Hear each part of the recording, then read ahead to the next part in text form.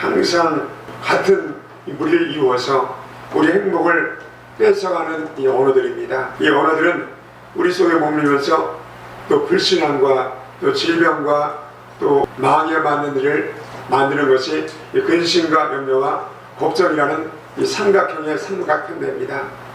이 사탄 원수 마귀라는 놈은 우리에게 늘 이 삼각편대를 우리 속에 심어 놓습니다.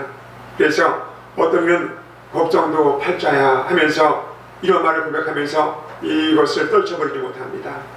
별것 아닌데 지나보면 아무것도 아닌데 막상 닥치지도 않은 문제인데 저 멀리 있는 것을 끌어안고 또 청성을 떨고 사는 것이 우리 인생의 이 모습입니다. 그리고 이 근심 걱정 염려를 마치 놓칠 수 없는 것으로 생각하며 우리 살아갑니다. 물론 우리가 이 근심 염려 걱정 없이 살아가는 것이 아닙니다. 때로는 근심 걱정 염려라는 것이 우리에게 필요할 수가 있다는 것입니다. 그래서 우리 삶에는 이 두 가지 근심이 있는데 하나는 육적인 근심이고 하나는 또 영적인 근심입니다. 이 육적인 근심은 세상 근심을 말하는 것이고 또 영적인 근심은 하나님의 뜻대로 하는 근심을 두고 말을 합니다. 하나님은 우리에게 육신적인 근심에 대해서 하지 말 것을 하나님이 명령하십니다. 그러나 반면에 영적인 근심은 마땅히 해야 할 것이라고 오늘 우리에게 말씀해 주십니다. 이 성경에 보면 하나님도 천지를 창조하시면서 근심하셨다 이렇게 말합니다. 창세기 6장 6절에 하나님 이렇게 근심하셨다고 합니다. 땅에 사람 지으셨음을 한탄하사 마음에 근심하셨다 이렇게 표현하십니다. 오늘 이 봉독한 이 본문 말씀을 보면 이 사도 바울은 고린도 교회 성도들에게 아주 호되게 책망을 합니다. 그 책망 때문에 고린도 교회 성도들이 근심에 쌓였다 이렇게 말합니다. 이 고린도 교회는 요즘 말로 말하면 골치 아픈 교회입니다. 교회 안에 온갖 문제가 가득한 교회였습니다. 그래서 근친 상간의 문제, 또 소송 문제, 혼인 문제, 우상의 문제, 또 은사 문제 등 골치 아픈 문제가 말도 못할 정도로 많아서 이 바울이 고린도전서를 적어버리면서 오늘 편지를 쓰면서 신이 이 책망을 했다 이렇게 말합니다. 그래서 그런 심지어는 고린도전서 16장 20절에 이렇게 말합니다. 만일 누구든지 주님을 사랑하지 아니하거든 저주를 받을지어다 주께서 임하시느니라 하면서 호되게 책망을 합니다. 그 책망 때문에 고린도 교회가 큰 근심에 빠지게 됐습니다. 그리고 바울은 또 이렇게 한 것을 후회했다 이렇게 말합니다. 그런데 도리어 이 사도 바울이 한 이 책망 때문에 이 전화벽이 되어서 고린도 교회가 회개를 하고 바르게 서는 이 기회가 됐다 이렇게 말을 합니다. 사도 바울은 이 근심을 하는 것이 이 두 가지를 말하는데 하나는 세상 근심이고 또 하나는 하나님의 뜻대로 하는 근심이다 이렇게 말을 합니다. 그렇다면 육적인 근심과 세상 근심은 어떤 것이고 또 어떻게 해결해야 하고 또 하나님의 뜻대로 하는 근심은 어떤 것을 말하며 어떻게 누릴 수 있는가를 살펴보기 위해서 은혜를 나누고자 합니다. 첫 번째, 세상 근심이란 무엇일까? 이 세상 근심이라는 것은 육신의 근심을 말하는데 이 근심은 우리에게 결과적으로 사망을 선물로 줍니다. 그렇기 때문에 우리는 여기서 먼저 세상 근심이란 무엇이며 이 근심은 왜 우리에게 사망을 이루게 하는가에 대해서 우리가 한번 알아봐야 합니다. 첫 번째, 세상 근심을 가져다 주는 요소가 무엇인가? 많지만은 몇 가지만 한번 짚어보겠습니다. 첫 번째, 죽음의 근심입니다. 우리는 살아가면서 죽음과 매일매일 이렇게 종이 하나 차이도 없이 사는 것이 죽음입니다. 자신의 죽음 앞에서 그리고 가족들의 죽음을 바라보면서 근심하지 않을 사람은 세상에 아무도 없습니다. 그러나 이 근심을 또 이 죽음을 두려워합니다. 그러나 그 죽음이 눈앞에 닥치면 예외 없이 다 근심 걱정하고 심한 공포를 느끼며 살아갑니다. 문제는 사람이 그 죽음을 두려워하지 않고 근심하지 않으려면 죽음을 이길 수 있는 능력을 가지고 있어야 한다는 겁니다. 이 능력은 오직 죽음의 권세를 이기신 바로 예수님의 부활의 생명에서만 얻을 수가 있습니다. 그래서 예수님을 참으로 믿는 성도는 죽음을 절대 두려워하지 않습니다. 어설피 믿는 사람과 가짜로 믿는 사람은 죽음 앞에 두려워 떨고 낙심을 갖고 있지만 우리 믿음의 사람은 절대 이 죽음 앞에 떨지 않습니다. 늘 우리는 항상 준비하는 삶을 살아야 합니다. 두 번째로 우리 삶의 질병이라는 근심입니다. 질병은 사람에게 고통뿐 아니라 슬픔과 근심을 주며 생의 의욕을 빼앗아갑니다. 사람은요, 사는 동안에 질병이 없는 사람은 아무도 없습니다. 요즘은 현대인의 최고로 무서워하게 하는 질병이 바로 암과 뇌출혈입니다. 우리 조영대 원래 목사님도 바로 1년 전에 뇌출혈로 쓰러져가지고 또 우리 지난주에 청혼가졌습니다. 그래서 특히 뇌출혈과 암병은 우리 믿음을 테스트하는 인류의 최고의 도구가 암과 뇌출혈이라고 합니다. 뇌출혈도요, 우리 누구에게 올지 아무도 모릅니다. 또 어떤 분은 암은 하나님의 초대장이다 이렇게 얘기를 했습니다. 그래서 우리 출애굽기 15장 26절에 이렇게 말합니다. 이르시되 너희 하나님 나 야훼의 말을 순종하고 내가 보기에 의를 행하며 내 계명의 길을 기울이며 내 모든 규례를 지키면 내가 애굽 사람에게 내린 모든 질병 중 하나도 여기 내리지 아니하리니 나는 너희를 치료하는 야훼라 이렇게 말합니다. 하나님은 치료하는 하나님이시다 이렇게 말합니다. 출애굽기에 하나님은 이스라엘에서 나는 너를 치료하는 야훼라 이렇게 말합니다. 우리 삶은요, 직장도 마찬가지고 사업장도 마찬가지고 가정도 마찬가지고 우리 사회는요 항상 질병이 있어요. 자녀가 병들기도 하고 또 부부 사이에 또 두려움이 일어나기도 하고 끊임없이 질병이 우리 삶을 이어을 합니다. 하나님을 신뢰하며 하나님께 대한 믿음을 가진 사람은 질병으로의 생애를 절대 망치지 않습니다. 질병 중에서 하나님께 감사할 수 있는 생애를 살아갈 수 있기 때문에 질병으로 인해서 인생을 동요하지 않습니다.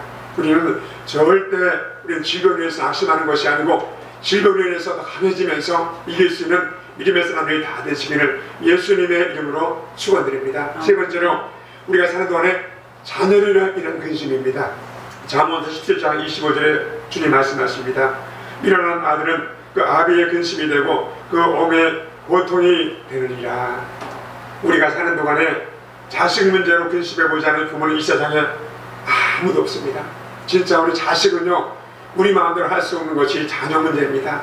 아마 초등학교 시절까지는 부모들의 마음에 기쁨과 이 기대를 주는 사랑스러운 대상이 될지 모르겠지만은 이제 머리가 커지고 나이가 들면은 이 자식으로 말미암아서 근심이 하루도 그칠 날이 없는 것이 우리들의 이 현실입니다. 왜 그럴까요? 우리 스스로가 내 자식이라고 생각하기 때문입니다.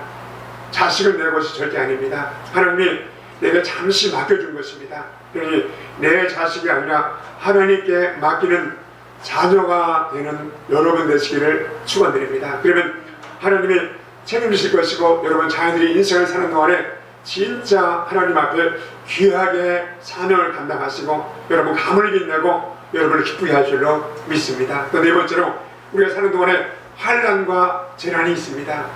예상치 못했던 환난과 재난이 닥칩니다. 그러니까 우리 삶에는요, 어느 날 갑자기 홍수가 나서 힘쓰고 애써놓은 또 농산물이 떠내려가고 집이 불타버리고 또 멀쩡한 자녀가 어느 날 부동산으로 죽음을 당하는 것이 우리 삶입니다.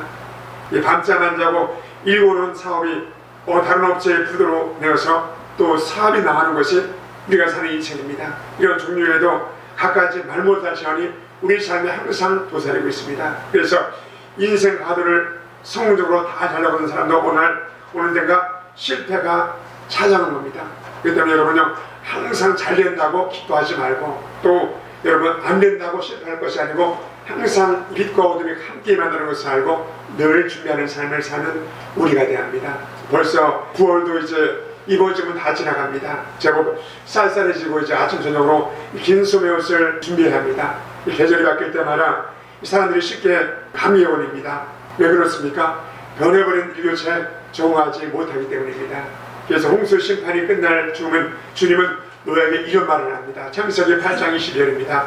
땅이 있는 동안에 심은과 거듭과 추위와 더위와 여름과 겨울과 낮과 밤이 쉬지 아니하리라. 주님의 섭리 안에서 인생의 날씨는 계속 변하는 것입니다. 그러나 우리는 언제 변할지 모르는 인생의 계절에 미리미리 대비를 해야 합니다. 어제 내린 받은 은혜가 불가능한 여리고성을 내가 무너졌다 해도 그 은혜가 오늘 나의 영적인 건강과 또 승리를 보장하지 못합니다. 그때 우리는요, 항상 때가 있든 없든 간에 하나님 앞에 나와야 합니다. 하나님 앞에 내 영혼과 내 삶을 끊임없이 맡겨야 합니다. 예수님처럼 매일 기도와 말씀으로 새로운 은혜와 성령으로 늘 충만해야 합니다. 갑자기 비가 오고 추워지면 더워지더라도 이 아버지 하나님의 은혜는 날마다 새롭게 우리 삶을 지켜줄 것입니다. 두 번째로 세상 근심은 우리에게 어떤 열매를 가져옵니까? 첫 번째, 기쁨과 즐거움을 빼앗아갑니다. 근심 있는 사람의 얼굴을 자세히 보시기 바랍니다. 생에는 넘치는 활기가 한 곳이 없습니다. 웃음도 인내요 수심에 찬 얼굴로 살아가는 그 인생은 참담한 것입니다. 아무리 웃으려고 해도 웃을 수가 없는 것이 바로 근심인 것입니다. 또 세상의 근심은 뼈를 마르게 한다 이렇게 말합니다. 잠언서 17장 20절입니다. 마음의 즐거움은 행하이라도 심령의 근심은 뼈를 마르게 한다 이렇게 말합니다. 근심은 마음의 고통이 극심한 상태를 말합니다. 근심에 빠져서 의욕을 상실하고 좌절감에 사로잡힌 모습을 보시기 바랍니다. 그 사람은 얼마 못 가서 병상에 눕게 됩니다. 왜 그럴까요? 근심이 뼈를 마르게 합니다. 결국 뼈가 마르면 여러 종류의 질병이 걸립니다.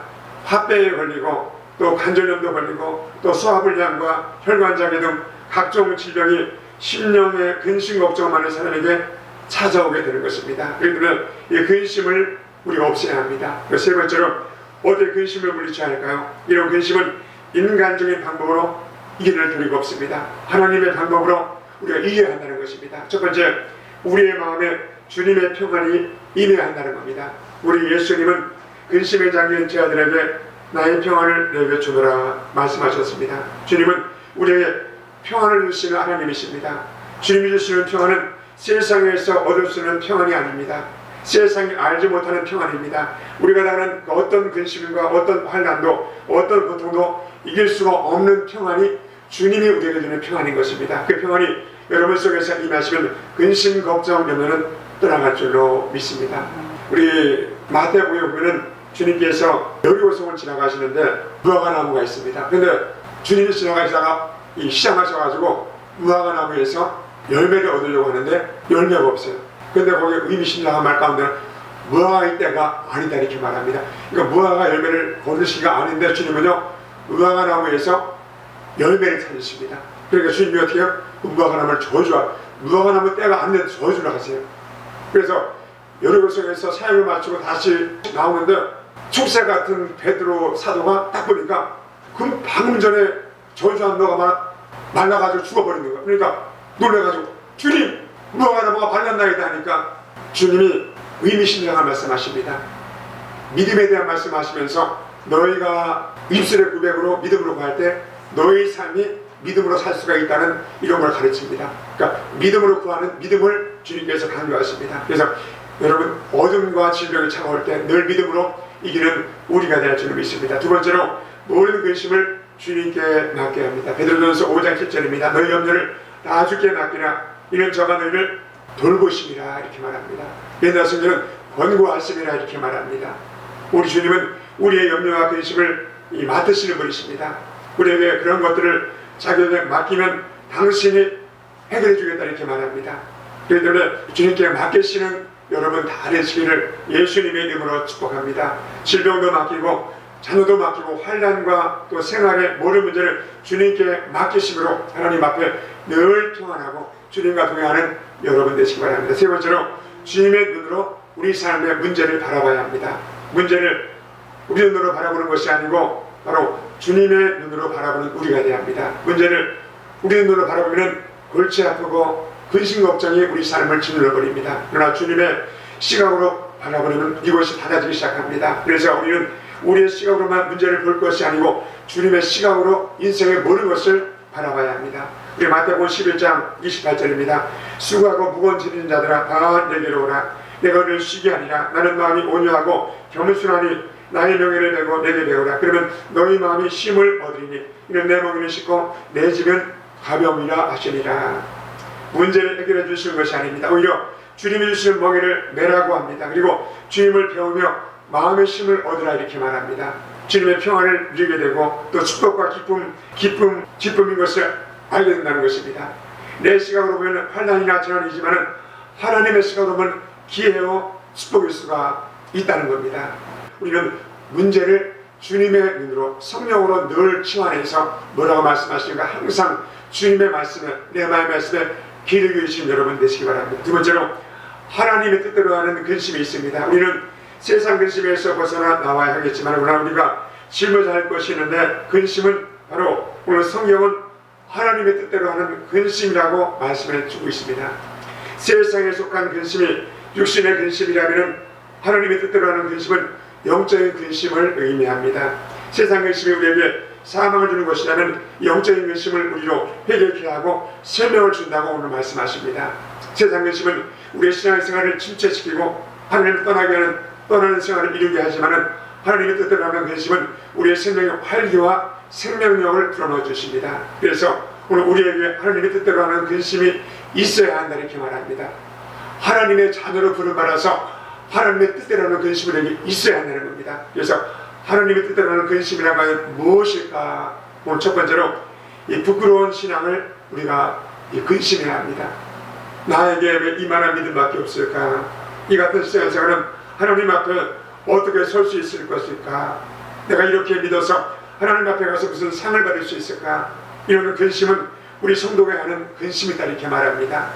자신이 믿음이 잘하지 못하고 늘 제자리에 머물러 안주매이 같은 신앙생활에 대해서 안타깝게 생각하고 마음으로 여러분 근심해 본 적 있습니까? 이런 근심이 전혀 없다면 그의 신앙생활은 여러분 성장하지 않는 것입니다. 그렇기 때문에 그것은 근심을 해야 합니다. 그래야 대책이 나오고 하나님 앞에 믿음을 굳힐 수가 있다는 겁니다. 두 번째로 우리가 사는 동안에 주일 성수 못하는 것에 대한 근심이 있어야 합니다.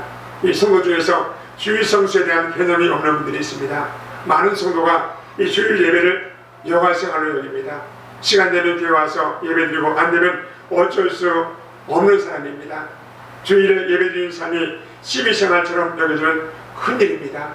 회사는 죽어도 안 빠지면서 주일을 빼먹는 것을 가볍게 여긴다면 하나님은 우리를 어떻게 보시겠습니까? 여러분은 주일 성수에 대해서 근심해 본 적이 있습니까? 왜 나는 주일을 제대로 지키는 시간을 하지 못할까? 성수주의를 못하는 일에 안타까운 심정으로 근심하지는 않는 것일까? 만약 우리에게 이 같은 근심이 없다면 주일을 지키는 일에 평생 실패할 것입니다. 주일을 지키는 일에 실패한다면 그 신앙생활에 바랄 것이 무엇이겠습니까? 또 세 번째로 이 순종치 못하는 생활을 우리 근심해야 합니다. 이 말씀을 철저하게 순종하지 못하는 생활을 할 때 우리 마음에 근심이 생깁니다. 이 순종을 못하는 사람은 왜 자신을 순종하는 생활을 하지 못하는 것일까? 그때 말야 안타까운 심정으로 마음에 큰 근심이 생기게 되는 것입니다. 늘 우리는 아무리 힘들고 어려워도 하나님 앞에 순종하는 우리가 됩니다. 또 네 번째로 믿음이 연약해서 죄를 짓는 것을 근심해야 합니다. 자신이 연약해서 죄를 저질렀을 때 그에 대해서 마음으로 깊이 뉘우치는 마음과 함께 큰 근심이 쌓이는 것입니다. 왜 나는 믿음을 지키지 못하고 항상 넘어지는 것일까? 왜 나는 나 자신을 억제하지 못하기처럼 죄를 짓는 것일까? 하나님의 백성은 하나님 앞에 돌아오는 이상 하나님의 뜻대로 살지 못할 때 이 같은 근심이 끊임없이 일어나서 견딜 수가 없게 되는 것입니다. 왜 그럴까요? 우리 가운데 바로 예수님과 성령님이 와 계시기 때문입니다. 이 같은 이런 내 속에서 내 자신은 성령의 역사하심과 주님께 대한 사랑이 내 마음속에 큰 불안을 심어주기 때문에 생기는 것입니다. 그래서 우리는 이런 고통과 근심 이런 것이 우리에게 주는 유익이 무엇일까요? 우리 하나님 앞에 회개케 한다는 것입니다. 그래서 고린도후서 오늘 10절입니다. 하나님의 뜻대로 하는 근심은 후회할 것이 없는 구원에 이르게 하는 회개를 이루는 것이요 세상 근심은 사망을 이루는 것이다 이렇게 말합니다. 하나님 앞에 회개하는 마음은 하나님께 드리는 가장 값진 선물이라는 겁니다. 우리가 가지고 있는 것 중에서 가장 값진 것이 있다면 바로 예수님의 피로 회개한 우리의 마음 심정 바친 것입니다. 그런데 이 회개는 저절로 우리 마음속에 솟아나는 것이 아니고 바로 하나님의 뜻대로 하는 근심에서 나온다는 사실을 우리가 알아야 합니다. 하나님의 뜻대로 하는 근심이 여러분의 마음속에 불일듯 일어나 회개의 열매를 맺음으로 아름다운 신앙생활의 결실로 수박받는 성도가 다 되시기를 예수님의 이름으로 축복하고 축원합니다.